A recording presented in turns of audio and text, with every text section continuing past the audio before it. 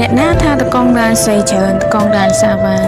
គាត់មានពេលណាតែមានស្រីបើគាត់ធ្វើការរាល់ថ្ងៃដើម្បីចាំក្រុមគ្រួសារគាត់និងប្រពន្ធកូនគាត់នៅផ្ទះហ្នឹង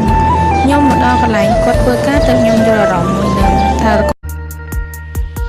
เขาหน้าเวลุนทำทรงบ่ต้องมางงกูทำงานกูอยู่บ้านนอกมีแต่ป่าและตรงบ่ได้มีอาชีพประจำการเขาน่ะมีอาชีพมันคงบ่ต้องมังกินพอเต้ពីប្តីតកងឡាននោះព្រោះតកងឡានសម័យឥឡូវគេស្មោះហាអញ្ចឹងទៅ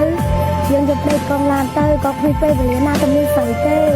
ដោយសារអីរបបបើកឡានខូងពីចង្កាបើកទៅឡានខូងឡានអីឥ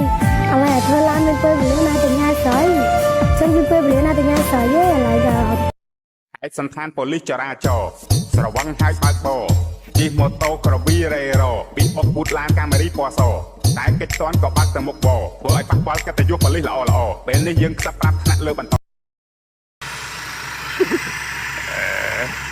ជួបហើយនិយាយទៀត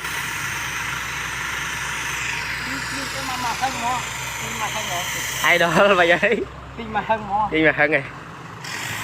chụp rồi